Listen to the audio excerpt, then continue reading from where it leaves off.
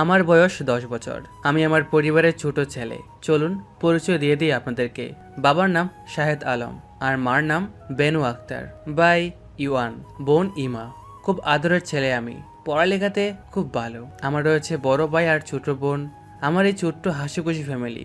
আমি ক্লাস 7-এ পড়ি। খেলাধুলা, বন্ধুদের সাথে আড্ডা দিতে খুব ভালো লাগে। আমি আমার বন্ধুদের চেয়ে ছোট বলে তারা হাসাহাসি করে। তখনই আমার মন খারাপ হয়ে যায়। ভাই আমার মন ভালো করে। এইভাবে দিন যায়। মা বাবা আমার ছোট বোনকে নিয়ে এইভাবে খুব ভালো দিন যায়।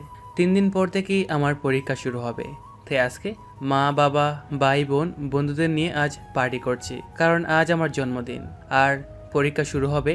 সেই কারণে মজা করতে পারবো না, তাই আজকে মজা করছি। রাত 12টায় পার্টি শেষ হয়। ঘুমাতে চলে যায় সবাই। সকালে ঘুম থেকে উঠে স্কুলে যায়।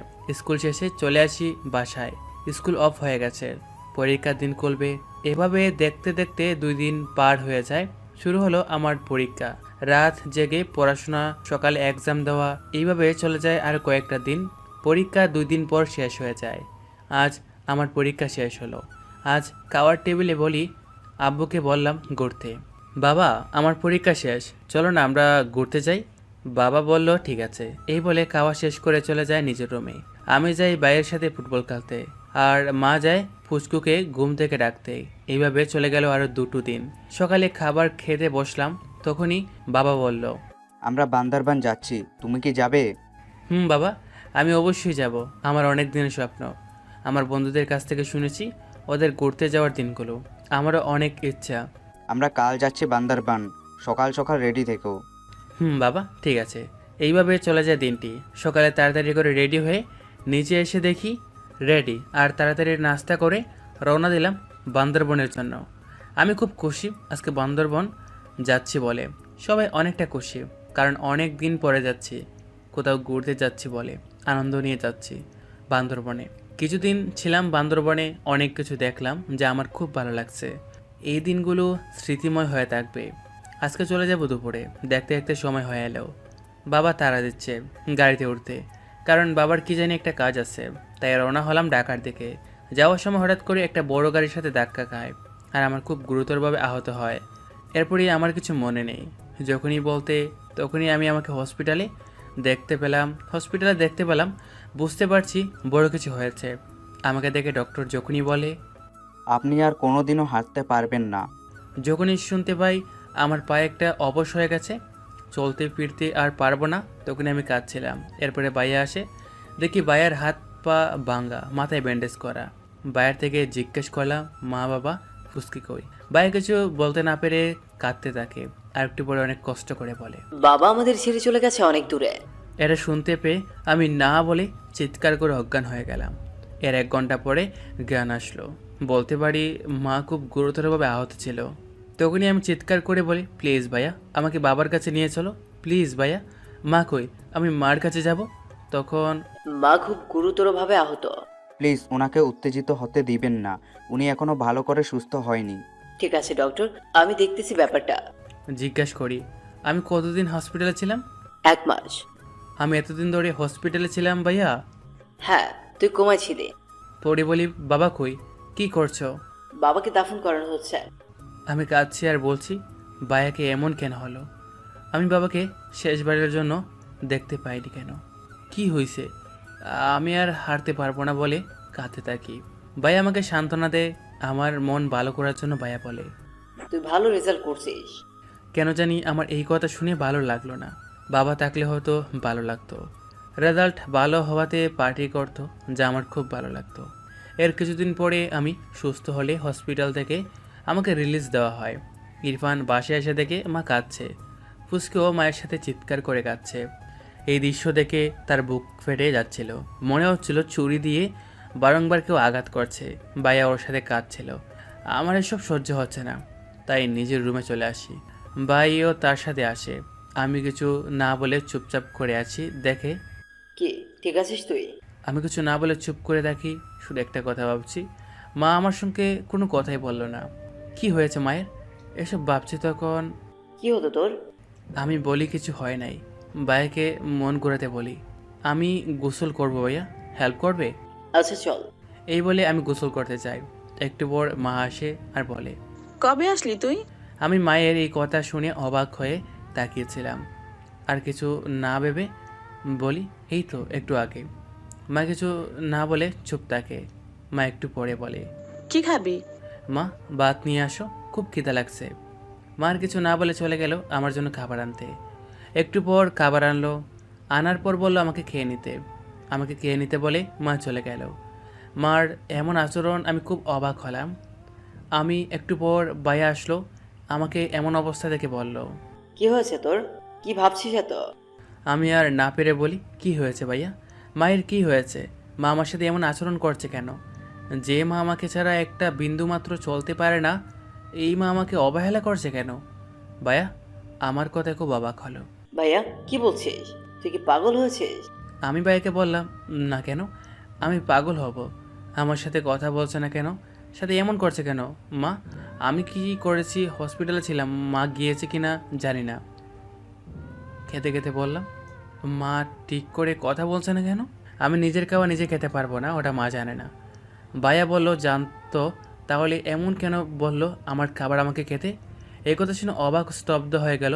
কিছুক্ষণ আমার দিকে তাকিয়ে থেকে ভাইয়া বলে, আয় আমি খাইয়ে দেই।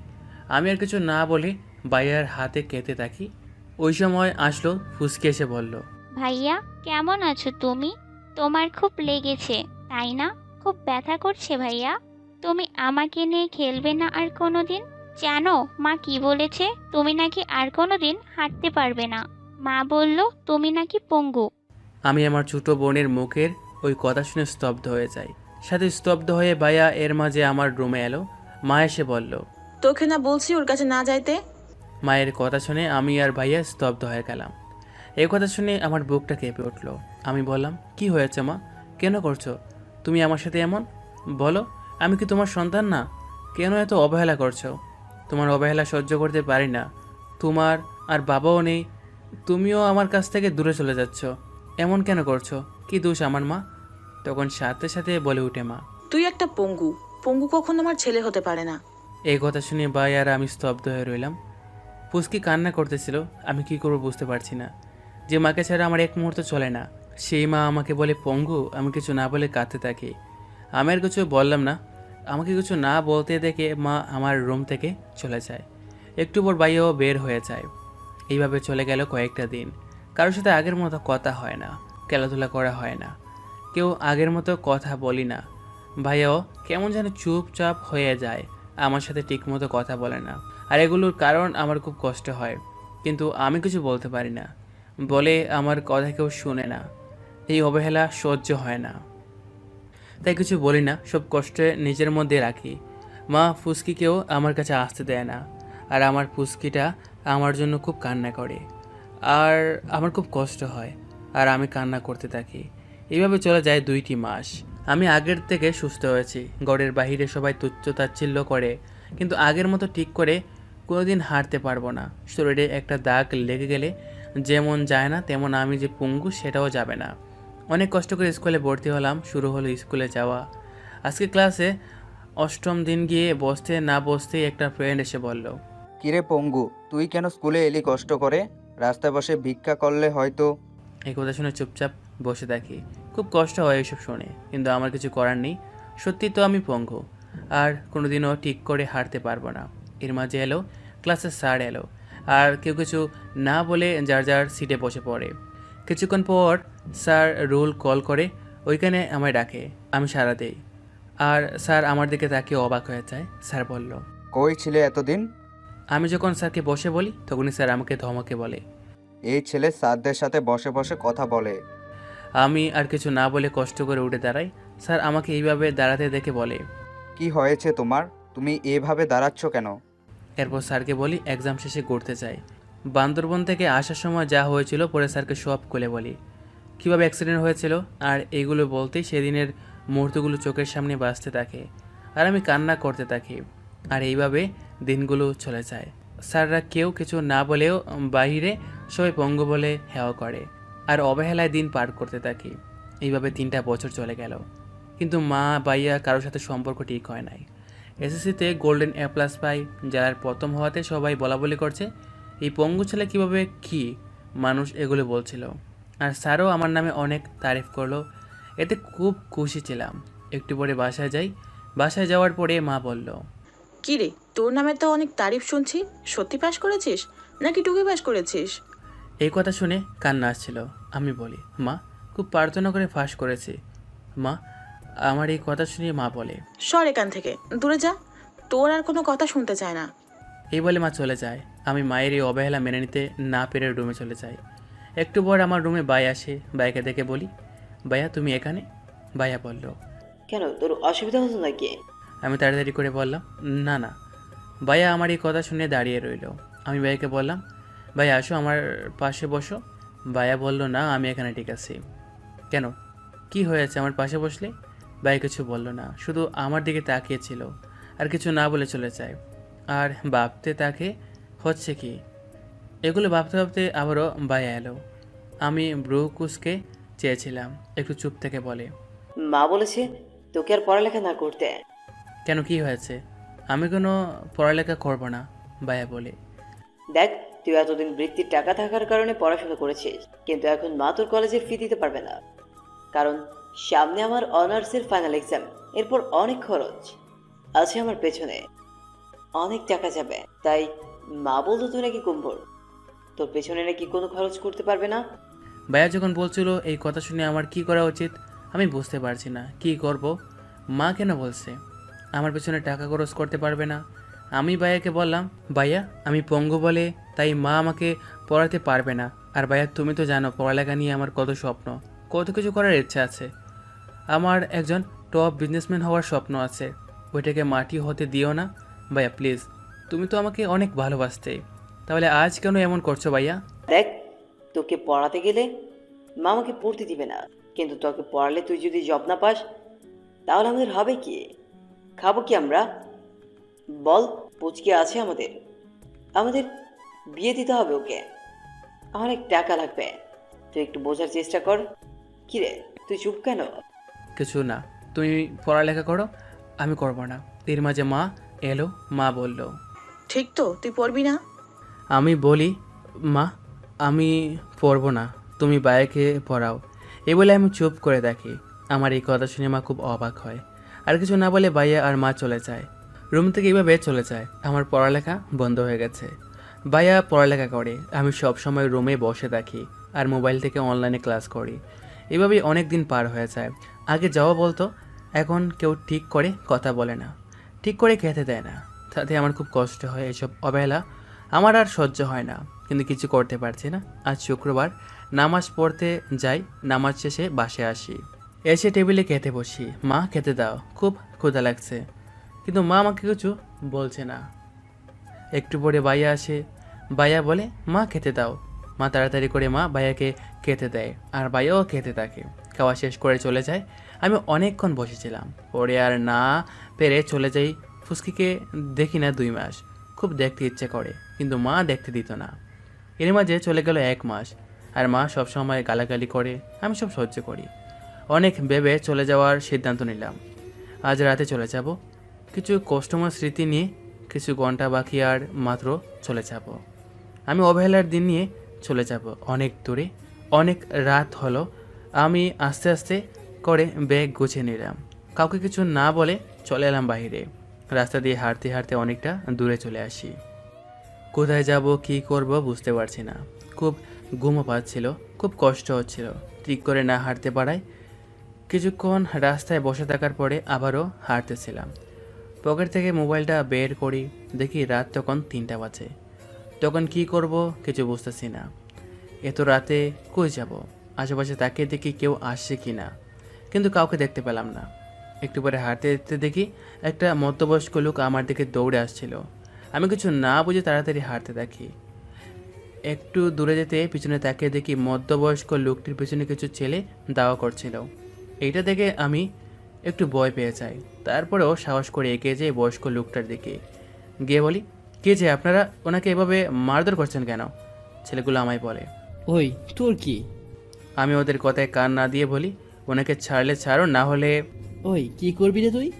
পুলিশকে বলে দেব। তখন এই গুন্ডাদের মধ্যে একজন বলে ওঠে, পঙ্গু কি করবি? আমি ওদের কথায় কান না দিয়ে যখনই বয়স্ক লোকটাকে নিয়ে চলে যাব তখনই বলে, এই পঙ্গু তোরা দুজনে কচ আমাদের হাত থেকে কি বাঁচবে কি মনে হয় তোর? আমি কোনো কথার জবাব না দিয়ে বলি, কি চাই তোমাদের বলো। এক লোক বলে টাকা। আমি বললাম, কত টাকা চাই তোমাদের? লোকটি বলে 50,000 টাকা। তারপর আমি আমার কাছ থেকে টাকা বের করা দেখে সবাই অবাক হয়ে বলে। কি রে পঙ্গু, তোর কাছে এত টাকা? আমি কিছু না বলে চুপ করে মামাটাকে নিয়ে চলে যায়। গুন্ডা অবাক হয়ে তাকায়। আমি আমার মতো ওই মামাকে নিয়ে হাঁটতে থাকি আর মামার সঙ্গে পরিচয় হয়। মামা বলে, তোমার নাম কি? আমার নাম ইরফান। তোমার বাসা কোথায়? ওইটা বলতে পারবো না মামা। আমি কিছু বলছি না দেখে মামা আর জিজ্ঞেস করলো না। মামা বলল, এখন কই যাবি তুই? আমি বললাম, জানি না মামা, কই যাব। আমার সাথে চল বাসায় আমার। মামা, তোমার বাসায় তো অনেক মানুষজন আছে। দেখ তোরা হাঁটতে অনেকটা কষ্ট হচ্ছে, তুই আমার সাথে বাসায় চল। মামা, না না, তোমার বাসায় যাব না। তুই আমার সাথে যাবি। তুই যদি আমাকে সত্যি মামা মনে করিস তাহলে আমার সাথে এখনই চল। আর আমার বাসায় কেউ নেই, আমি শুধু একাই থাকি। আমার যেহেতু আর কোথাও যাওয়ার আর জায়গা নেই, সেজন্য মামার এক কথায় আমি রাজি হলাম। মামার সাথে চলে গেলাম মামার বাড়ি। ওখানে যাওয়ার পর কোনোভাবে ঘুমিয়ে পড়লাম। সকালবেলা শুরু হলো আমার নতুন জীবন, যেখানে এই নতুন জীবনে কি হবে আমি জানি না। ফ্রেশ হয়ে বসতে না বসতে মামা খেতে ডাকতে আসলো। মামার সাথে খাবার খেতে লাগলাম। বললাম, মামা, ফার্স্ট ইয়ারে অ্যাডমিশন নিতে চাই, আমাকে একটু কলেজের অ্যাডমিশন করিয়ে দিবেন কষ্ট করে। মামা বলল, তুই পারবি তো? মামা, পারবো, আমাকে পারতে হবে। এই বলে আমি ঠিক করে না খেয়ে চলে যাই। মামা নাস্তা করে রওনা হলো কলেজের দিকে। মামা কোনো রকম ঝামেলা ছাড়া অ্যাডমিশন করিয়ে দেয়। অ্যাডমিশন হওয়ার পর মামা বাসায় চলে আসে। এসে বলে, ইরফান, তোর অ্যাডমিশন হয়ে গেছে কোনো রকম ঝামেলা ছাড়াই। আমি মামাকে ধন্যবাদ দিলাম, অ্যাডমিশনের টাকা দিলাম, কিন্তু মামা নিতে চায়নি। এরপরেও আমি জোর করে দিয়ে বলি, মামা, যেদিন আমার লাগবে তোমার কাছ থেকে নিব। মামার কিছু না বলে চুপ করে টাকা নেয়। চলে গেল 2টি দিন। বাড়ির কথা খুব মনে পড়ে, সবাইকে দেখতে ইচ্ছে করে, কিন্তু ওটা আমার সম্ভব না। এগুলো ভাবছিলাম, তখন মামা বলে, এখন কেমন লাগছে তোর? মামা, অনেকটা ভালো লাগছে। মামা বলল, আচ্ছা, কাল কি কলেজে যাবি? আমি বলি, মামা, যাব। মামা বলে, আচ্ছা। এই বলে মামা চলে যায় ঘুমাতে। সকালে ইরফান ঘুম থেকে উঠে কলেজের ইউনিফর্ম পরে নেয়, নাস্তা করে মামার সাথে করে কলেজে যায়। কলেজে গেট দিয়ে ঢুকতেই সিনিয়ররা ঘিরে ধরে, যার কারণে একটু ঘাবড়ে যায়। সিনিয়রদের মধ্যে একজন বলে উঠল, কি রে, এটা কে? কি কোত্থেকে এলি? কি রে পঙ্গু, তোর নাম কি? আমার নাম ইরফান খান। ভাই, ওর নাম তো ইরফান খান। ওদের মধ্যে বলে, উঠে কি খান? তো কি খান, চা না ভাত খান? এই বলে ওরা হাসতে থাকে। আমি চুপ করে ওদের দিকে তাকিয়েছিলাম। ওরা আমাকে নিয়ে খুব হাসাহাসি করে, যা আমার একদম সহ্য হচ্ছে না। এরপরও দাঁড়িয়ে একটু পরে ওইদিকে স্যার যাচ্ছিল, তখনই ওরা আমাকে ছেড়ে দেয়। এইভাবে আমার দিন যাচ্ছিল অবহেলা কষ্টে। মামা সবসময় আমার কষ্টটা বোঝে। কলেজে আসার পরে এক কাকার সঙ্গে পরিচয় হয়। কাকা নাম হলো করিম। কাকা খুব ভালো, আমাকে নিজের ছেলের মতো দেখে। আমি আগের মতো আছি, ঠিক করে হাঁটতে পারি। খুব কষ্ট হয়, সবার কথা খুব মনে পড়ে। চলে যায় অনেকটা দিন আর বছর, পিছনে ফেলে যায় অনেকগুলো অতীতের দিন। আমার দুনিয়া বলতে করিম কাকা আর মামা, তাদের ছাড়া কোথাও যায় না। সামনে চলে যাব আমেরিকা, তাদের ছেড়ে ভাবতে খুব কষ্ট হয়। গণি হলো সেই দিন যেদিন চলে যাব। যাওয়ার কিছু ঘন্টা আগে মা এবং ভাই ফুসকিকে দেখতে আসলাম। বাবার কবর জিয়ারত করে দিলাম, একটা দাওয়াত পরিয়ে দিলাম, সবার ঘরে জিলাপি দিলাম। আগের থেকে অনেক বড় হয়েছে ফুসকি, কিন্তু আগের মতো কারোর সাথে কথা বলে না। শুনলাম ওর সাথে দেখা করিনি, দূর থেকে একটু দেখে নিলাম ফুসকিকে। ওইখান থেকে এসে বাসায় ফ্রেশ হয়ে খাওয়া দাওয়া করে একটু ঘুম দিলাম। ঘন্টা কয়েক পর ঘুম থেকে উঠে কাকা মামার সাথে কথা বলে ওদের নিজেদের খেয়াল নিতে বললাম। রেডি হতে চলে গেলাম। রেডি হয়ে নিচে এসে বলি, মামা কাকা চলো। এরপর বেরিয়ে গেলাম এয়ারপোর্টের উদ্দেশ্যে।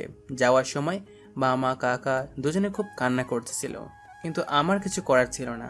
বললাম, আমার পা ঠিক করার জন্য হলেও আমাকে বিদেশ যেতে হবে, পড়ালেখার জন্য বিদেশ যেতে হবে, তোমরা একটু বুঝো। দুজনেই কান্না করতে করতে জড়িয়ে ধরলো আমায় আর বলল, বাবা আমাদের ভুলে যাবি না তো? আমিও কান্না করতে করতে বলি, মামা কাকা তোমাদের কিভাবে ভুলবো, যেখানে আমার অসহায়ের সময়ে তোমরা ছিলে। অনেকক্ষণ ছিলাম, যখন অ্যানাউন্স করা হলো তখন ভিতরে চলে গেলাম। শুরু হলো আরেক নতুন জীবন। ঘণ্টাখানেক পর আমেরিকার বুকে ল্যান্ড করলো এরোপ্লেন। এয়ারপোর্ট থেকে বের হয়ে নিজে গাড়ি ঠিক করে চলে গেলাম। একটা হোটেল রুমে গিয়ে ফ্রেশ হয়ে খাবার খেয়ে নিলাম। পরদিন গেলাম ভার্সিটির উদ্দেশ্যে। ভার্সিটিতে যাওয়ার পর অনেক কথার সম্মুখীন হতে হয় আমায়। তারপরও কাউকে কিছু না বলে বুক ভরা কষ্ট নিয়ে যাই ভার্সিটির ভিতর। যাওয়ার পর টিচারদের সাথে আলোচনা করে পড়াশোনা শুরু করলাম। এইভাবে অনেকটা দিন চলে যায়। প্রায় পড়ালেখা শেষের দিকে হয়ে এলো। অনার্স কমপ্লিট শেষে এর মাঝে জবও করি ছোটোখাটো। আর কিছুদিন পর অনার্স ফাইনাল এক্সাম। দেখতে দেখতে সেদিনটাও গড়িয়ে এলো। এক্সাম শুরু হয়ে গেল। খুব ভালোভাবে এক্সাম দিলাম। আমি আবারও আমার কাজ শুরু করি। আজ আমি হসপিটালে যাব, আমার পাটা ডাক্তারের কাছে দেখাবো। গেলাম ডাক্তারের কাছে। একটু ওয়েট করতে হলো। পরে ডাক্তারের কেবিনে যাই। কেবিনে যাওয়ার পর ডাক্তার বসতে বলে, আমিও বসে পড়লাম। ডাক্তার বলে, সমস্যা কি আপনার, খুলে বলেন। আমি ডাক্তারকে বললাম, আমার একটা পা ঠিক নেই, আমার খুব কষ্ট হয়। ডাক্তার বলে, আপনার কি আগের কোনো রিপোর্ট আছে? আমি বললাম, হ্যাঁ আছে, আমার কাছে রিপোর্ট আছে। আমি রিপোর্টগুলো বের করে দিলাম। ডাক্তার দেখার পরে বলে, আপনার পায়ে তো রক্ত জমাট বেঁধে গেছে, ওটা অপারেশন করাতে হবে, না হলে আপনার পা ঠিক হবে না কখনো। আমি বলি, আমি করাবো, আমি ঠিক হতে চাই ডাক্তার। ডাক্তার বলে, ওকে, আপনি কিছুদিনের মধ্যে অপারেশনটা করিয়ে ফেলুন। আমি বলি, ঠিক আছে। অপারেশনটা করার পর কিছু থেরাপি নিতে হবে। আমি বললাম, ঠিক আছে নিব, যা করতে হয় করব। 2 দিন পরে আজকে অপারেশন করাবো। কিছুক্ষণ পরে শুরু হবে। অপারেশন ঠিকভাবে হয়। অপারেশনটা হওয়ার পরে আমাকে একটা কেবিনে দেওয়া হয়। একটু পরে ডাক্তার এসে আমাকে বলে, এখন আপনি কেমন আছেন? আমি বলি, ভালো আছি। ডাক্তার বলে, আপনার পরিবারের কেউ আসেনি? এইটা বলতে আমি বলি, আমার কেউ দেখেও নেই। ডাক্তার আমার থেকে অবাক হয়ে তাকিয়ে বলে, কি বলেন আপনি? আসতে বলি, কিছু না। ডাক্তার কেমন জানি লাগে। তারপরে ডাক্তার বলে, আমরা কি বন্ধু হতে পারি? আমি বলি, কিভাবে? আরে আপনি বলেন বন্ধু হবেন কিনা। আমি বলি, ঠিক আছে, আমার নাম ইরফান, আপনার নাম কি? জয় রহমান আজ থেকে আমার বন্ধু। আর হ্যাঁ, আপনি নয় তুই করে বলবি, ঠিক আছে? আমি বলি, হ্যাঁ। আচ্ছা তুই ঘুমিয়ে যা, আমার কাজ আছে। আমি বলি, এই জয় চলে যায়। আমি ভাবতে ভাবতেই ঘুমিয়ে পড়ি। ঘণ্টাখানিক পর আমার ঘুম ভাঙতে দেখে কিছু ছেলে মেয়ে দাঁড়িয়ে আছে। আমি দেখে একটু ঘাবড়ে যাই। পরে জয়কে দেখে বলি, এরা কারা, এখানে কি করে? জয় বলে, কুল কুল ইরফান, এরা আমার বন্ধু। তুই যেমন আমার বন্ধু, ওরাও আমার বন্ধু। তোর সাথেই পরিচয় করিয়ে দেই। রাতুল, রাহাত, সাইদ, সিয়াম, রাব্বি, মিয়া, লিজা। আমি বলি, আমার ভালো লাগছে আপনাদের সাথে পরিচয় হয়ে।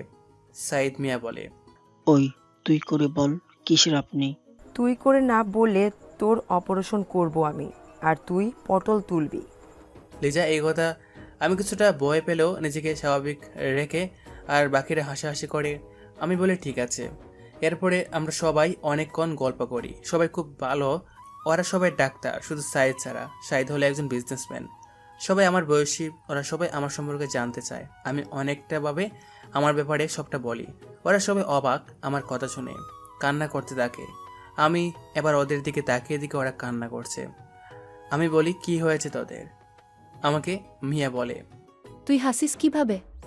আমি মিয়াকে বলি, সব কষ্ট অবহেলা সহ্য হয়ে গেছে, আর এখন গায়ে লাগে না। ওরা আর কিছু বলে না। এইভাবে অনেকটা দিন চলে যায়। আমার বন্ধু মিলে আমার খেয়াল রাখে, আমাকে খুব যত্ন করে। আমি আগের থেকে অনেকটা ভালো হই। এর মাঝে রেজাল্ট দেয়। আমি আমেরিকা এবং আরও কয়েকটি দেশ মিলে আমি সর্বপ্রথম হই। আমার নাম সবখানে ছড়িয়ে যায়। ঘণ্টাখানিক পরে অনেক জায়গা থেকে আমার জন্য ভালো ভালো জবের অফার আসে। আমি ওইগুলো একটুও করে নাই। আমার বন্ধুরা আমার রেজাল্ট থেকে সবাই খুব খুশি হয়। একদিন মামাকে কল করে বলি, মামা। মামা বলে, কেমন আছিস তুই? আমি বলি, হ্যাঁ মামা, আমি ভালো। কাকা কেমন আছে? আর তুমি? মামা বলে, আমি ভালো আছি। মামা তোমাকে কিছু বলার ছিল। মামা বলে, হ্যাঁ বল। মামাকে বলি, তোমার কাছ থেকে কিছু চাইবো বলেছিলাম, তোমার মনে আছে মামা? মামা বলে, মনে আছে। কি চাই তোর? আমি মামার কাছে কিছু টাকা লাগবে মামা। মামা বলে, কত? আমি বলি 40 লাখ টাকা লাগবে। মামা বলে, আচ্ছা, কবে দেবো? কাল দিও মামা। এই বলে মামার সাথে কথা শেষ করে তারপর দিন মামা টাকা দেয়। আমি আমার টাকা নিয়ে জায়গা কেনা চাই আমাদের বন্ধুদের নিয়ে। ওরা সবাই মিলে বলে, এখানে কি করবি তুই? আমি বলি, জায়গা ঠিক করতে হবে। পরে সবাই মিলে জায়গা পরিপাটি করে সবাই মিলে বসে পড়ি। ইরফান, তুই করবি কি? আমি বলি, বিজনেসটা শুরু করব। কিসের বিজনেস করবি? একটু ভাবে বলি, কাপড়ের সিল বসানো কাজ। এইখানে কাপড় রেডি করবে আমার কারিগররা, ওইখানে যা সিলটা হবে সেটা আমার ডিজাইনে আঁকা। আমি জানি এই বিজনেসটায় আমার অনেক লাভ হবে। আমার কথা শুনে তুই শিওর তোর লাভ হবে ওটা? আমি লিজাকে বলি, অনলাইনে খান নামে একটা ফেসবুক আইডি আছে, তোরা জানিস? সব একসাথে বলে, হ্যাঁ। রাব্বি বলে, কিন্তু এটা কার আইডি এখনো জানা যায়নি। অনেকেই খানকে খুঁজে চলেছে। ওই বেটা কোথায় আছে কি জানে। ওই বেটার খুব ট্যালেন্ট। সবাই বলে, হ্যাঁ ভাই। লিজা বলে, ওরে পাইলে আমি একটা কিস করতাম। লিজার মুখে এই কথা শুনে সবাই চোখ তো কপালে, আর ইরফানের কাশি উড়ে যায়। ইরফানের এই অবস্থা দেখে রাব্বি বলে, ওই তোর কি হয়েছে? না ভাই, আমি ঠিক আছি। রাহাত বলে, ওই তুই তো আমাদের দিকেও ঠিক করেও তাকাস না, আবার তুই কি না ওই বেটারে কিস করবি? রাহাতের এমন কথা সবাই হাসাহাসি করে, আর লিজা লাজুক হওয়াতে আর কিছু বলতে পারেনি। এখন জয় বলে, আচ্ছা, ওই আইডিটা নিয়ে বল। তুই কি জানিস কার আইডি? হ্যাঁ আমি জানি, কারণ হলো ওটা আমার আইডি। সবাই কি বলে চোখ বড় সড়ো করে দেখে। সিয়াম বলে, ওই তুই কি মজা করিস আমাদের সাথে? আমি কেন করব? ওকে বিশ্বাস হচ্ছে না তো? সিয়াম বলে, হচ্ছে না। ওয়েট কর। মিয়া, আমার ল্যাপটপ দে তো। মেয়ে কিছু না বলে আমাকে ল্যাপটপ দেয়। ওপেন করে আইডিতে গিয়ে সবাইকে দেখায়। সবাই তো বড় সড়ো জটকা খায়। সবাই মিলে আমাকে বলে, তুই এতদিন বলিসনি কেন? আমি বলি, তাহলে আজকে এই দিনটা দেখতাম না। এর মাঝে সিয়াম বলে লিজাকে, ওই তুই না বলেছিলি পায়েল কিস করবি? নে এখন তোর সামনে আছে, যা গিয়ে করে আয়। এই বলে সবাই হাসাহাসি করে। আমি দৌড়ে পালিয়ে যাই। চলে যায় অনেকটা দিন, কিছু পরিবর্তন হয় এই সময়ে। এর মধ্যে সিয়াম, রাব্বি, রাহাতের বিয়ে হয়ে যায়, সাথে মিয়ারও বিয়ে দেয় মিয়ার মা বাবা। জয় অনেক আগে বিয়ে করেছিল। রাতুল আর লিজা একে অপরকে ভালোবাসে। চলে গেল আরও 3টি বছর। আজ বাড়িতে ফিরে যাব, তাই বন্ধুরা এয়ারপোর্টে সবাই মিলে আমাকে জড়িয়ে ধরে রাখে। একটু পর চলে এলাম ভিতরে। একটু পরে উড়াল দিব আকাশে। এয়ারপোর্ট থেকে বের হয়ে গাড়ি ঠিক করে চলে যায় কাকা মামার কাছে। এর আগে এটা জেনে নিন, ইরফান এখন বড় বিজনেসম্যান। সব জায়গা জুড়ে রয়েছে ইরফানের নাম। ইরফানের হাতের নকশার কারণে হচ্ছিল সব। এখন সবাই খান কোম্পানি থেকে জিনিস নেয়। এখন ইরফানের অনেক টাকা। খান কোম্পানির শাখা পোশাকা রয়েছে দেশ বিদেশে। আজ বিধি আসার কারণ হচ্ছে আজকে সব দেশের বিজনেসম্যানদের অ্যাওয়ার্ড দেওয়া হবে। ওইখানে নাম আছে ইরফানেরও। গাড়ি থেকে নেমে বাসার ভিতরে যায়। গিয়ে থেকে একটা মেয়ে খুব সুন্দর করে সেজে গুজে, চুলের ফুলের মালা, হাত ভর্তি চুড়ি, চোখে হালকা কাজল, ঠোঁটে হালকা পিঙ্ক লিপ জেল, দেখতে খুব সুন্দর লাগছে। আমি তো একদিনে তাকিয়ে আছি। মেয়েটা চলে যায়। আমার হুঁশ আসে, নিজেকে ঠিক করে মামা কাকা বলে ডাকতে থাকি। কিছুক্ষণ পরে দুজনে আসে।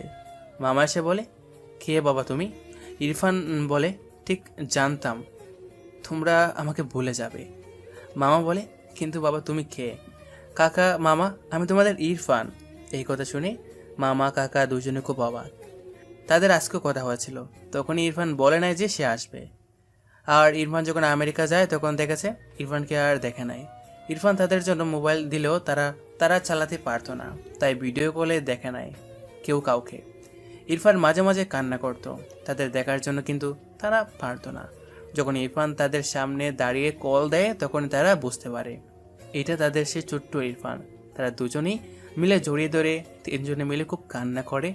দূর থেকে ওই মেয়েটা দেখে এদের মিলন। ইরফান মামা কাকা সবার সাথে গল্প করতে করতে খাওয়া দাওয়া করে। এর মাঝে খাওয়ার খেতে মেয়েটাও আসে। মেয়েটা খাওয়ার খেয়ে চলে যায়। ইরফান আর কিছু না ভেবে বলে, এই মেয়েটাকে মামা?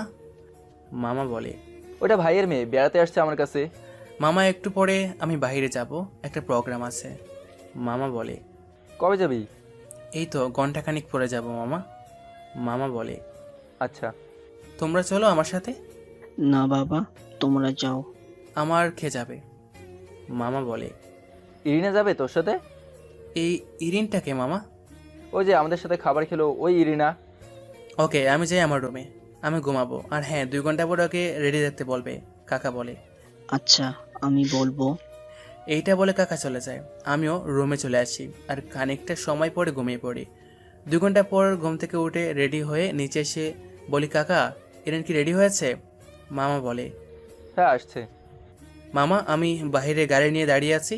এই বলে বাইরে চলে আসি। কিছুক্ষণ পর ইরিন আসে। ইরিন যখন আমার সামনে আসে তখন আমি ওর দিকে তাকাই, আর আমি তো তাকিয়ে অবাক, একটা মেয়ে এত সুন্দর হয় কি করে? এগুলো ভাবছি তখন ইরিন বলে, এই যে কি হলো, যাবেন না? হ্যাঁ হ্যাঁ যাবো, গাড়িতে বসেন। ইরেন কিছু না বলে গাড়িতে বসে। গাড়ির ভিতরে কেউ কারোর সাথে কথা বলে নাই। প্রোগ্রামে গিয়ে একটা জায়গায় বসে কিছু ক্ষণের মাঝেই শুরু হলো প্রোগ্রাম। সবাইকে আজকের দিনের জন্য অভিনন্দন। সবাই হাতে তালি দেয়।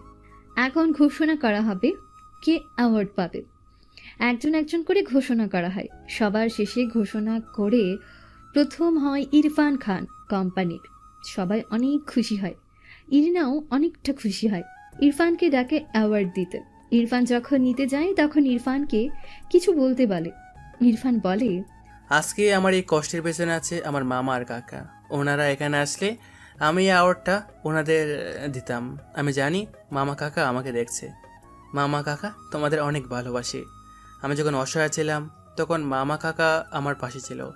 আমি যখন বিজনেস শুরু করি তখন আমার কাছে একটা টাকাও ছিল না, তখন মামা আমাকে টাকা দেয়।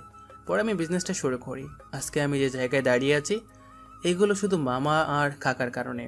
এই বলে ইরফান চলে আসে ইরিনার কাছে। ইরিনাকে গিয়ে বলে, চলেন আমরা যাই, আমার আর কোনো কাজ নেই। ওকে চলেন।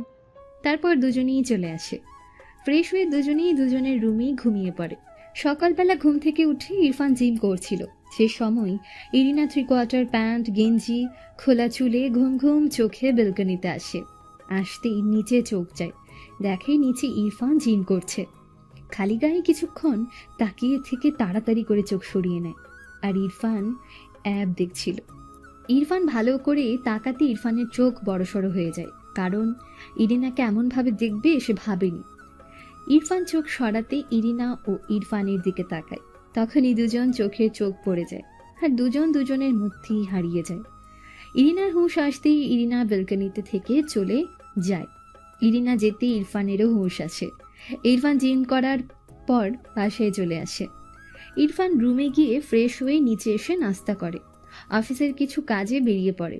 এদিকে ইরিনাও কয়েকদিন পর চলে যাবে, কারণ ইয়ানা ওবায়দের বিয়ে। এরা হলো ইরিনার ভাই বোন।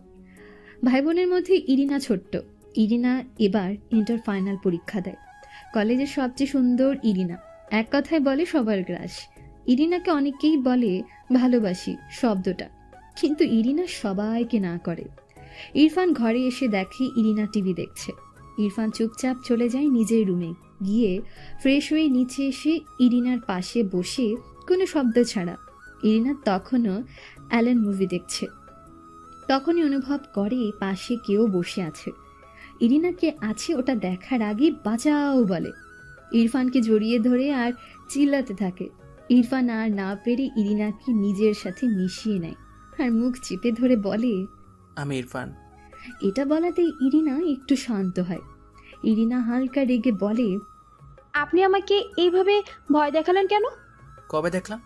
আমি তো তোমার সাথে বসে মুভি দেখতেছিলাম।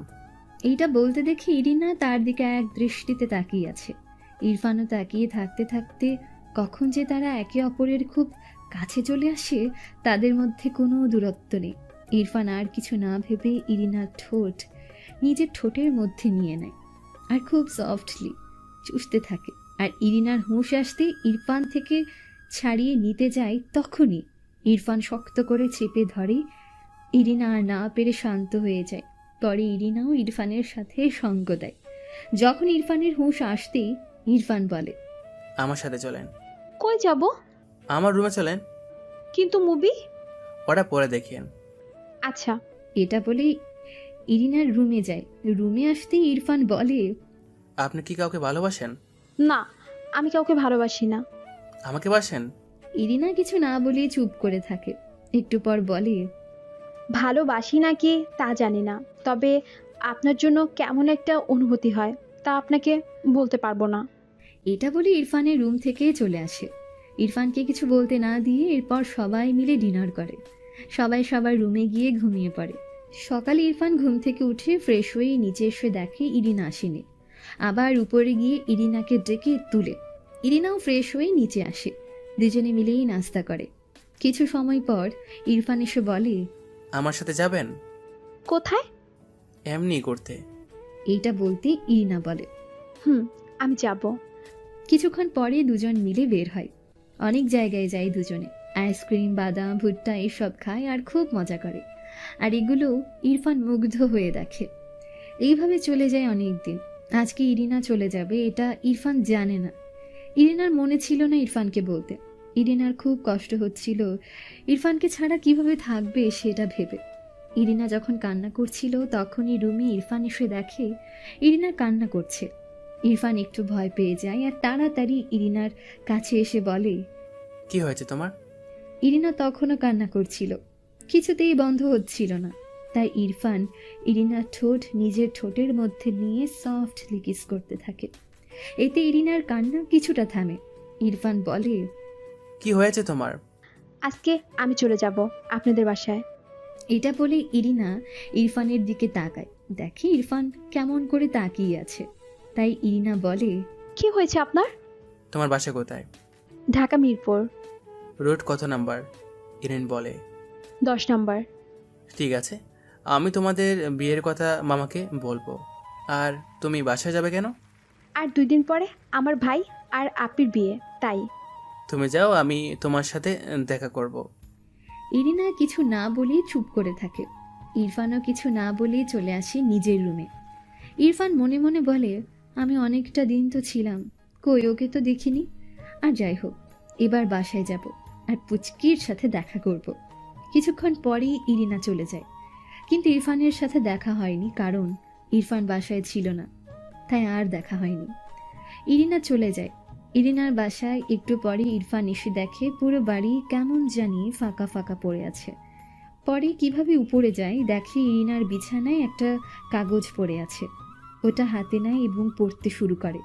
আমি চলে যাচ্ছি, আপনি বাসায় নেই। এইটা আমি জানি না, যাওয়ার একটু আগে বুঝতে পারলাম যে আপনি বাসায় নেই। আপনাকে একটা কথা বলা হয়নি, জানি কোনোদিনও বলতে পাবো কি না।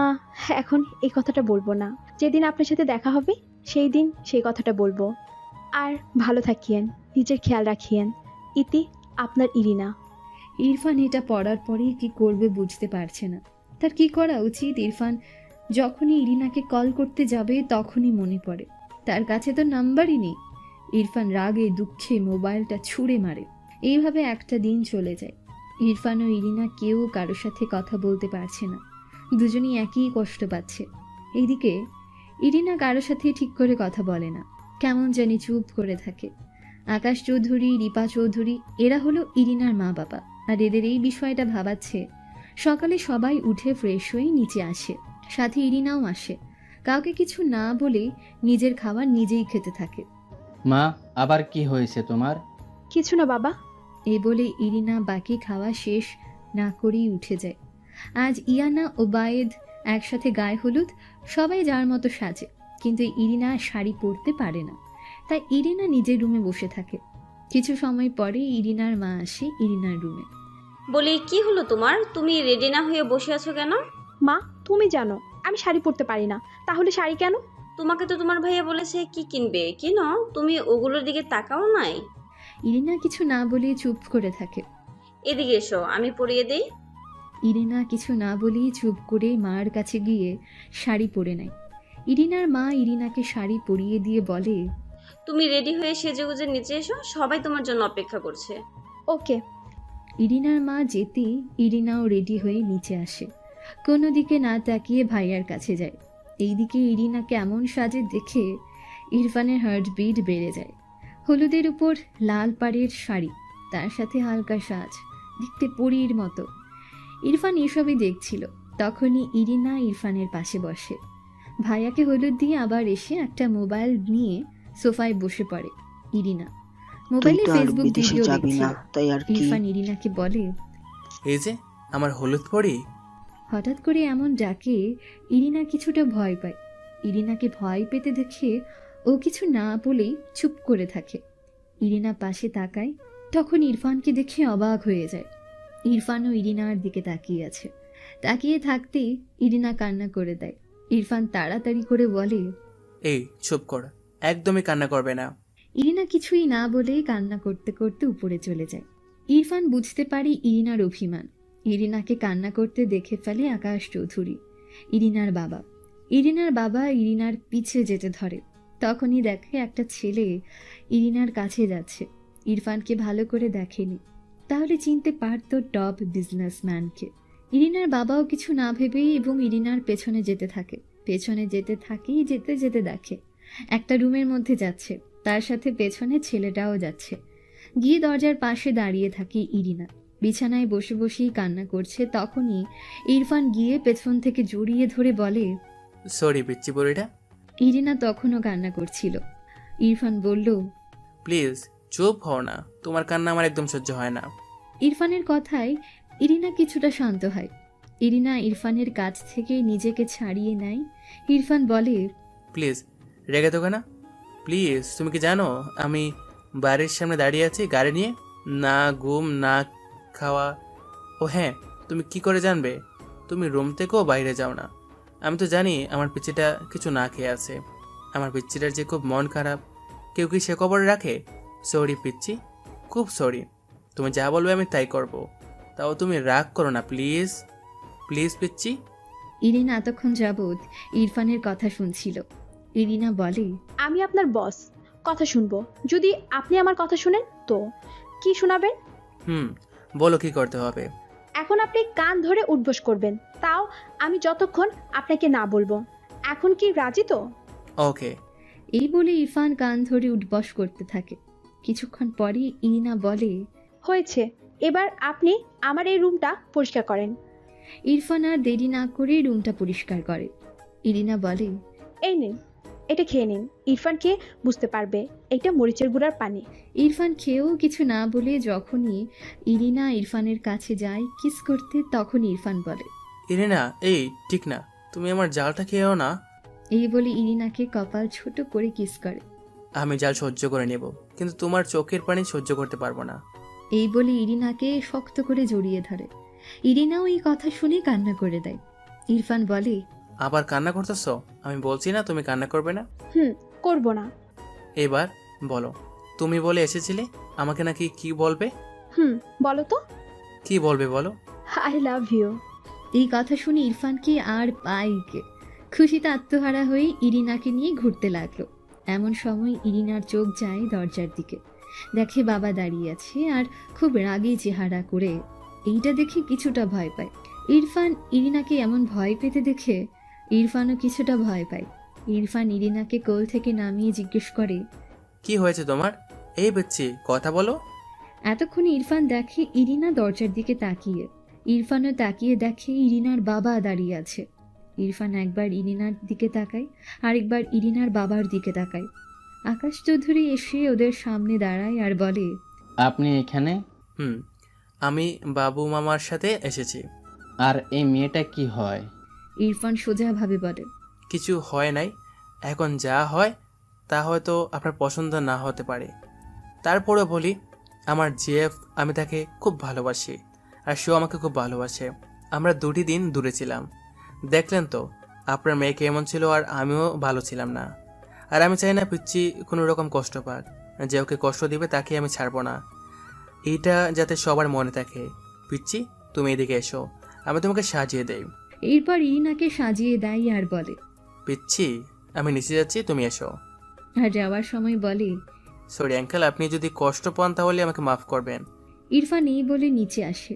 এইদিকে আকাশ চৌধুরী ইরিনার কাছে গিয়ে বলে, তোমার সঙ্গে ইরফানের বিয়ে দেব। তুমি এখন ইরফানের কাছে যাও, আমি গিয়ে তোমার চাচুর সাথে কথা বলি।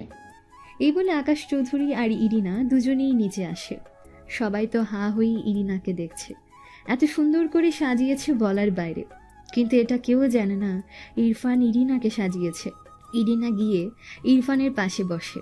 অনেকেই আকাশ চৌধুরীকে বিয়ের কথা বলে, কিন্তু আকাশ চৌধুরী বলে না, আমি আমার মেয়েকে বিয়ে দেব না। ইয়ানা আর ওবায়েদ অবাক হয়ে বলে একে অপরকে, বলে কি হয়েছে? এত ভালো কথা ফিরিয়ে দিচ্ছ কেন? আচ্ছা ছোট কই? ওই তো বাচ্চাটা। কই? ওবায়েদ দেখিয়ে দেয়, আর এসব দেখে তো দুজনের চোখ তো কপালে।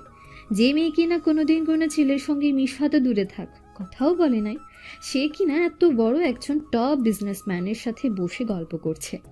এইটা কি আমার বাচ্চা? তো এটা আমাদেরই বাচ্চা।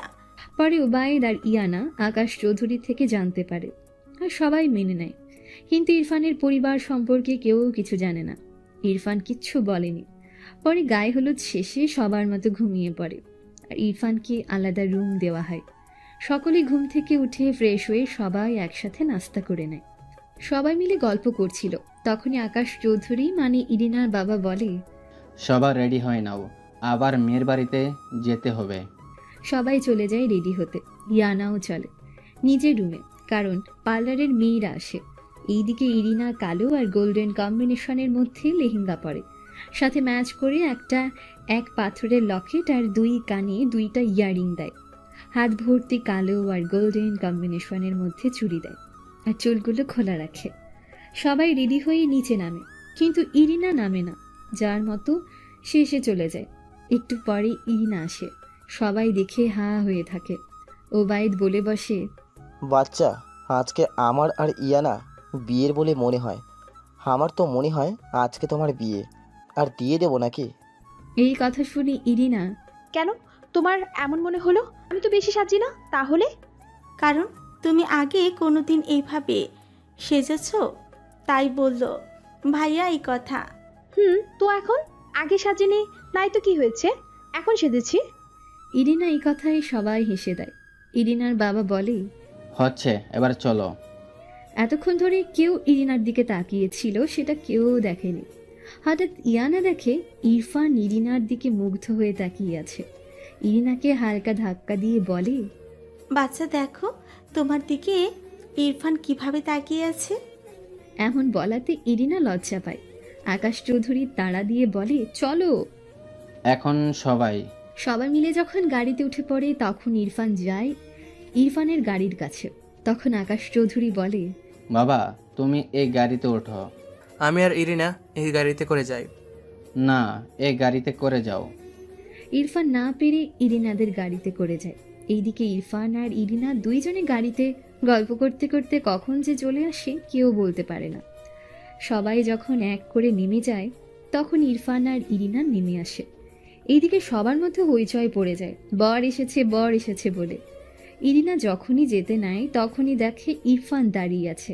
ইরফানকে দাঁড়িয়ে থাকতে দেখে ইরিনা কিছুটা অবাক হয়। ইরিনা ইরফানের কাছে এসে বলে, কি হয়েছে আপনার? ইরফান নিজেকে ঠিক করে বলে, আমি যাব না, তুমি যাও। এই বলে চলে যেতে নিলেই আকাশ চৌধুরী বলে, কেন বাবা, তুমি যাবে না কেন? কিছু না, এমনি। চলেন তো। এই বলে ইরিনা বাসায় ভেতরে নিয়ে যায়। ইরফান ভেতরে গিয়ে দেখে সবাই সবার মতো গল্প করছে, আর ইরফানের মা সব কিছু তদারকি করছে। ইরফান দেখে মা কিছুটা শুকিয়ে গেছে, তবে আগের থেকেই অনেকটা সুন্দর হয়েছে। ইরফানের খুব ইচ্ছে করছিল মাকে জড়িয়ে ধরতে, কিন্তু সেই দিনটা যে ইরফানের নেই। ইরফান খুব কষ্ট করে নিজেকে ঠিক রাখে। কিছু সময় পরে সবাই মিলে খাওয়া দাওয়া শেষ করে কিছুটা সময় পরেই বিয়ে পড়ানো হবে। ইরফান বলতে পারে যে তার পুচকি তার ভাইয়া বিয়ে করেছে, তাও ইরিনার ভাইয়া আর বোনের সাথে। আর ইরফান চুপ করে এক কোনায় বসে আছে। কি হয়েছে আপনার? এইভাবে চুপ করে বসে আছেন কেন? চলেন আমার সঙ্গে, এখন বিয়ে পড়াবে, চলেন। ইরফান যাবে তখন ওবায়েদ ইরফান বলে ডাকে, আর সাথে সাথে ইমা আর ইউয়ান ইরফানের দিকে তাকায়। ইরিনা বলে, কি হলো, দাঁড়িয়েছেন কেন? চলেন ভাইয়া ডাকছে। ইরফানও যায়। যেখানে ইমা, ইউয়ান, ইয়ানা, ওবায়েদ যেখানে বসে আছে সেখানে যায়। ইরফান আর ইরিনা গিয়ে দাঁড়াতে ওবায়েদ বলে, এই হলো ইরফান খান, আমার বোন ইরিনা উঠবি। ইরফান খান নামটা শুনি ইমা আর ইউয়ান ভালোভাবে তাকায়। তখনই ইমা বলে, ছোট্ট ভাইয়া, সত্যি তুমি এসেছো? ইরফান আর নিজেকে ধরে রাখতে না পেরে বলে, হ্যাঁ পুচকি, আমি তোমার ছোট্ট ভাইয়া। ইমা আর কিছু না ভেবে ইরফানকে জড়িয়ে ধরে আর কান্না করতে করতে বলে, ভাই তুমি কই ছিলে এতদিন? তুমি কি জানো আমি তোমাকে কত খুঁজেছি? তোমাকে ছাড়া আমার খুব কষ্ট হতো। ইরফানও তার পুচকি খুব শক্ত করে জড়িয়ে ধরে বলে। আমার খুব কষ্ট হতো তোমাকে ছাড়া। তখন ইউয়ান বলে, আমাকে জড়িয়ে ধরবি না। ইরফান গিয়ে দুজনকে জড়িয়ে ধরে বলে, তোমাদের খুব মিস করছি আমি। তিনজনই কান্না করতে থাকে। ইরফান বলে, পুচকি হয়েছে, কান্না থামাও না, না হলে হবে তোমাকে দেখে পালাবে আর ভূত ভূত বলে চিল্লাতে থাকবে। এই বলে হাসতে থাকে। ইমা কান্নার মাঝে হেসে দেয়। এতক্ষণ ধরে সবই দেখছিল, আর ইরিনা, ইয়ানা, ওবাইদ ওরা অবাক হয়ে দেখছে। এরা বুঝতে পারছে না এখানে হচ্ছে কি। এরা তাকিয়ে আছে। হঠাৎ বেনু আক্তার দেখে বিয়ের আসরে ভিড় জমে আছে। গিয়ে দেখে একটা ছেলেকে তার মেয়ে জড়িয়ে ধরে আছে। তখনই শুনতে পায় যে শাহেদ আলমের ছেলে ফিরে এসেছে। এটা শুনে বেনু আক্তার রক্ত যেন মাথায় উঠে, রাগে শরীর ফেটে যাচ্ছে। বেনু আক্তার হলো ইরফানের মা। আর কিছু না ভেবে ইরফানের মা বাড়ি ভর্তি লোকজনের সামনে গিয়ে ইরফানকে থাপ্পড় মেরে দেয়। হঠাৎ করে কেউ থাপ্পড় মারতে ইরফান কিছুটা অবাক হয়ে যায়, সাথে রাগও ওঠে। যখনই কিছু বলতে যাবে তখনই ইরফানের মা বলে, এই পঙ্গু, তোর সাহস কি করে হয় আমার ঘরে আসার? বল কি হয়েছে, বল কে বলেছে তোকে? চুপ করে আছিস কেন? কি হয়েছে বল? তোকে আমি কিছু জিজ্ঞেস করছি। আগে তো পঙ্গু ছিলে, এখন কি বোবা হয়ে গেলে নাকি? ইরফানের মায়ের মুখে এমন কথা শুনে বাড়ি থেকে লোকজন সবাই চোখ বড় বড় করে তাকিয়েছিল। ইরিনা কান্না করছে। ইরফানের এমন অপমান সহ্য করতে পারছে না ইরিনা। ইরফান আর সহ্য করতে না পেরে বলে, ব্যাস অনেক বলেছেন আপনি। আমি তো আর ইচ্ছা করে পঙ্গু হয় না, অ্যাক্সিডেন্টের কারণে এমন হয়েছে। আর যদি ওই দিন বাবা তাড়া না দিত আমি এমন হতাম না। শুধু তোমার কথাই বাবা ওই দিন তাড়া দিয়েছিল। কি হলো বলেন? শুধু টাকা খরচ হচ্ছে বলে আপনি তাড়া দিয়েছিলেন? তো কি হলো বলেন? আর সে কারণে আমাকে পঙ্গু হতে হয়েছিল। আমি তো আমার ইচ্ছা হয়নি। সেদিনগুলোর কথা আমার এখনো মনে আছে। আমি কোনোদিনও বলবো না শুধু তোমার জন্য এসব হয়েছে। আমাকে স্কুলে, ভার্সিটিতে, কলেজের রাস্তায় সবখানে পঙ্গু শব্দটা আমার শুনতে হয়েছে। আমি পঙ্গু বলে আমাকে অবহেলায় রেখেছ। আমি কষ্ট অবহেলা বড় হয়েছি, এবং কি তুমিও আমাকে অবহেলা করেছ। আর ভাইয়া আমার কাছে গেলে তুমি রেগে যেতে, আর পুচকি আমার কাছে আসতে দিতে না। পুচকিকে কেন এমন করেছ আমি জানি, আর জানতেও চাই নাই। শুধু এই দুজনে দেখছে আমাকে, মামা আর কাকা, সব দিক থেকে বাঁচিয়ে রেখেছে আমাকে। শুধু দেখতে পারে নাই আমার অপারেশনের সময়। তারা এখানে ছিল, আমি বিদেশে ছিলাম, তাই তবে আমার বন্ধুরা আমার খেয়াল রেখেছে। আচ্ছা, তোমার কি মনে আছে সেদিনগুলোর কথা, যে দিনগুলোতে আমাকে অত্যাচার করতে? সে কথা শুনে ইউয়ান কিছুটা অবাক হয়। তখন ইরফান বলে, ফুসকিকে একটা রুমে বেঁধে রাখতে, আর তখন ভাইও বাসায় থাকতো না। তখন তুমি আমার ওষুধগুলো আমাকে ঠিক করে খেতে দাও নাই। আমার যে সময় রেস্ট নেওয়া দরকার ছিল তখন তুমি আমাকে পাঠাতে বাজারে, আর যখন আমি বাজার থেকে বাজার করে আসার সময় রিক্সা নিয়ে আসতাম সেদিন তুমি আমাকে মারতে। মনে পড়ে তোমার ওই দিনগুলো? কোনো সময় তো ঠিক করে খেতেও দাওনি। ভাইয়া যখন বলতো মা ইরফান খেয়েছে, তুমি বলতে হ্যাঁ খেয়েছে। তাই ভাই আর কিছু বলতো না। তোমার কথা শুনে ভাইয়া আমার সাথে ঠিক করে কথা বলতো না, কারণ তুমি বলেছিলে আমার সাথে যদি কথা বলে তাহলে তুমি ভাইয়ার পড়ালেখার খরচ দিবে না। পরে ঠিক আবারও ভাইয়াকে বলো আমি পড়ালেখা করলে তুমি ভাইয়াকে পড়তে দিবে না। দেখো আমি ঠিকই পড়ালেখা করছি। আর আমি যখন বাসা ছেড়ে চলে যাই তখন তুমি কি বলেছিলে? ভাইয়াকে আমি তোমার সাথে রাগারাগি করে তোমার সাথে বাজে কথা বলে চলে গেছি, এটা বলছো তাই না? ইরফান ইউয়ানের দিকে তাকায় আর বলে, ভাইয়া মা এটা বলছে না? তাই তো তোমার উপর খুব রেগেছিলাম আমি, কিন্তু এখন রেগে নেই। আবারও ইরফান বলে, তুমি ঠিক কেন এমন করতা? কেন?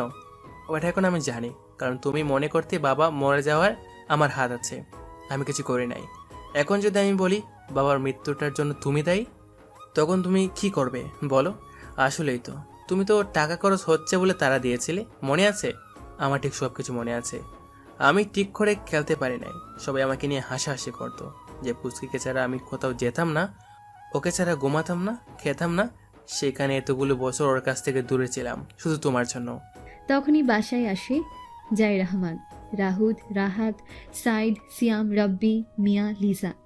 বাসায় এতগুলো ছেলে মেয়ে আসতে দেখে আকাশ চৌধুরী বলে, এই আপনারা কারা? এই কথা শুনে ইরফান পেছনে ফিরে এদের দেখে কিছুটা অবাক হয়। আর এরা ইরফানের এমন অবস্থা দেখে কিছুটা ভয় পায়, কারণ ইরফানের পুরো মুখ চোখ লাল হয়ে গেছে কান্না করার ফলে। মিয়া গিয়ে ইরফান বলে জড়িয়ে ধরে, সাথে এসে যায় রহমান, রাতুল, রাহাত, সাইদ, সিয়াম, রাব্বি, লিসা। এইদিকে ইরফানকে এভাবে জড়িয়ে ধরাতে ইরিনা কিছুটা অবাক হয় আর কিছুটা রাগও লাগে। তখনই রাতুল বলে, কি হচ্ছে তোর এই অবস্থা কেন? কিছু হয়নি, আমি ঠিক আছি। ওই কুয়া আমি জামাই রেখে আসছি, কি হয়েছে এটা বল। তোকে বলছি তোর জামাই রেখে আসতে। ইরফান আর না পেরে সবকিছু খুলে বলে। এইদিকে ইরফানের মা তখন কান্না করছিল। ইরফান পুচির কাছে যায় আর গিয়ে জড়িয়ে ধরে বলে, হইছে, আর কান্না করিও না, ঠিক আছে। আমার দেরি হচ্ছে বাবা, বিয়ে কি পড়বে? ইরফান তাড়া দিয়ে বলে, হ্যাঁ অবশ্যই। তখনই বিয়ে পড়ানো হয়। বিয়ে পড়ানো শেষে ইরফান বলে, ভাইয়া আমি চলে যাচ্ছি, পরে দেখা হবে তোমার সাথে। পুস্কি ভাইয়া তোমার কাছে যাব, এখন আমি চাই। তখন ইমা গিয়ে জড়িয়ে ধরে বলে, যেও না আর আমাকে ছেড়ে, আমি আর থাকতে পারবো না। ইরফান ইমাকে শান্ত করে বলে, আমি ইরিনাদের বাড়িতে আছি। ইরফান এবার আকাশ চৌধুরীর কাছে যায়। আঙ্কেল দেখলেন তো সব, এটা ছিল আমার পরিবার, এখন আর নেই। আছে শুধু আমার ভাই আর বোন, আর কেউ নেই আমার। এরপরেও যদি আপনার মেয়েকে বিয়ে না দেন তাহলে আমি বলবো আপনার ঘরে আমার বোন যাবে না। ভাইকে বলে ভাইও যাবে না। তবে আমি চাই না একটা মেয়ের জীবন নষ্ট হোক। তবে যে আমার বোনের হবে না, আমি না চাইলে কারোর সাথে তার বিয়ে দিতে পারবেন না।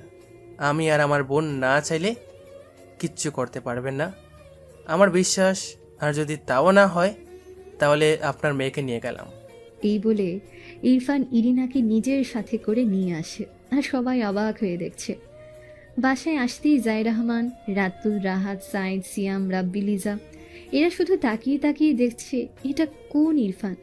লিজা বলে, ভাই তুই যেখানে আমাদের ছাড়া কারোর সাথে মিশতি না, সে কিনা তোর জিএফ আছে। তো আছে কি হয়েছে, তোরা সবাই মিঙ্গেল, আমিও মিঙ্গেল হতে চাই। এই বলে গাড়ি থেকে নেমে পড়ে, ইরিনাকে নিয়ে বাড়ির ভেতর যায়। এর মাঝে ইরিনা বলে, এটা কার গাড়ি? আমার বাড়ি। এই বলে চুপ হয়ে যায়। সবাই ভেতরে যায়, গিয়ে সোফায় বসে। তখন ইরফান বলে, তোরা দেশে তা কিভাবে, আর ওইখানে আমি আছি সেটা কিভাবে জানতি? আমরা সবাই একেবারে দেশ চলে এসেছি। কেন? তুই তো আর বিদেশে যাবি না, তাই আর কি। ও, কিন্তু এটা আগে বল, তোরা কি করে জানলি আমি ওই বাড়িতে? তোর মোবাইল ট্র্যাক করে আমরা জেনে নিয়েছি। তুই এটা বল, এই মেয়ে তোর কি হয়? তোদের ভাবি। সবাই একসাথে চিল্লিয়ে বলে ওঠে। কি সবাই? এমন করে চিল্লানোতে ইরিনা ভয় পেয়ে যায়। তুই বিয়ে করেছিস? না, করে নাই, তবে খুব তাড়াতাড়ি করব। পিচ্ছি তুমি, তোমরা বাইকে কল করে জিজ্ঞেস করো ওরা আমাদের বাড়ি থেকে চলে এসেছে কিনা। ইরিনা ওবায়েদকে কল দেয়। রিং হতে ওবায়েদ কল ধরে আর বলে, বাচ্চা বল। ভাইয়া তোমরা কি ওনার বাড়ি থেকে চলে এসেছো? তোমরা বের হওয়ার পরপরই আমরা চলে আসি। এই বলে কথা শেষ করে রেখে দেয়। ইরফান বলে, কি হয়েছে বেচ্ছি, কি বলছো ওবায়েদ? ভাইয়ারা বাসে চলে এসেছে। আচ্ছা, এখন তুমি উপরে গিয়ে ফ্রেশ হয়ে নাও। ইরিনা কিছু না বলেই চলে যায়। ইরিনা গিয়ে একটা রুমে ঢুকে দেখে পুরো রুমটা খুব সুন্দর করে সাজানো, চারিদিকে ফুলের সুবাস। ইরিনা মন ভরে নিঃশ্বাস নেয়। ফুলের সুবাস, রুমটা চারদিক দিয়ে ঘুরে ঘুরে দেখা। সময় দেখে রুমের সাথে লাগানো একটা বেলকনি আছে। গিয়ে দেখে হাজারো রকমের ফুল, গোলাপ, গাঁদা আরও বিভিন্ন ধরনের ফুল রয়েছে। তখন ইরফান রুমে আসে। এসে দেখে ইরিনা কোথাও নেই। ইরফান কিছুটা ভয় পায়, কারণ সে ইরিনাকে রুমে যেতে বলে। ইরফান ও তার বন্ধুরা মিলে একটু বাইরে যায়। আধ ঘন্টা পর আসে, তাই একটু ভয় পায়। যখন ইরিনাকে খুঁজতে যাবে তখনই বেলকনি থেকে একটা মিষ্টি কণ্ঠে গান ভেসে ওঠে। এতক্ষণ মন দিয়ে গান শুনছিল ইরফান, আর ইরিনা জানেও না। ইরফান কোনো শব্দ ছাড়া ইরিনার কাছে গিয়ে ইরিনার পেছন থেকে জড়িয়ে ধরে। ইরিনাও কিছুটা ভয় পায়।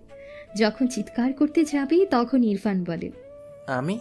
এটা শুনি ইরিনা শান্ত হয়। ইরিনা ইরফানকে বলে, এভাবে কেউ ভয় দেখায়?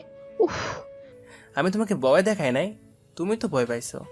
আপনি তো কোনো শব্দ ছাড়া এসেছেন, তাই আর কি, আমি ভয় পাইছি। ওকে সরি, তুমি তো খুব সুন্দর করে গান গাইতে, আমার খুব ভালো লাগছে। এতটাও পারি না। আচ্ছা, তাই নাকি? আচ্ছা এবার ছাড়েন, যাই গোসল করে আসি। আচ্ছা যাও। এই বলে ইরিনা গোসল করতে চলে যায়। ইরফান অন্য রুমের বাথরুমে গোসল করতে যায়। ইরিনা গোসল করে আসে, এসে দেখে ইরফান নেই।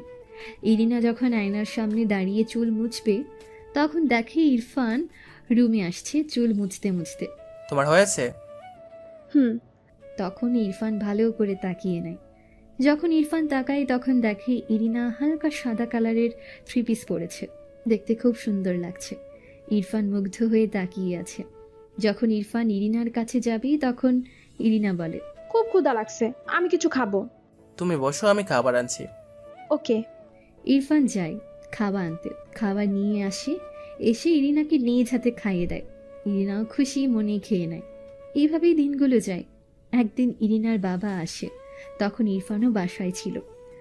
বাসায় এসে ইরফান বাবা বলে ডাকতে থাকে। ডাক দিতে ইরফান নিজের রুম থেকে বের হয়। ইরফান নিচে আসতে দেখি ইরিনা অন্য রুম থেকে বের হয়। দুজনেই নিচে আসে। ইরিনা বাবা দেখে দৌড়ে গিয়ে বাবাকে জড়িয়ে ধরে আর কান্না করে দেয়। তখন আকাশ চৌধুরী বলে, মা তুমি কান্না থামাও। ইরিনা বাবার কথায় কান্না থামায়। আসেন, এখানে বসেন। আকাশ চৌধুরী ইরিনাকে নিয়ে সোফায় বসে। আকাশ চৌধুরী বলে, তোমরা বিয়ে করবে না? করব, একটু সময় অপেক্ষা করেন, আর কিছু না। আচ্ছা বাবা, তুমি কি আর তোমাদের বাসায় যাবে না? না বাবা, আমি যাব না। ওটা আমার জায়গা না বাবা। আমি অনেক কষ্ট পেয়েছি, আর পেতে চাই না। এই বলে ইরফান উপরে চলে যায়। কিছুক্ষণ পরে ইরিনার বাবাও চলে যায়। এটা দেখে আমরা বুঝতে পারলাম একটা ছেলে কতটা কষ্ট পেলে নিজের ঘর ছেড়ে পালিয়ে যায়। এখানেই কিছু সত্য আর কিছু কাল্পনিক। আমরা কারোর সাথে এমন কিছু করার আগেই ভেবে নেব রাস্তায় থাকা পঙ্গু মানুষগুলো কতটা কষ্টে আছে।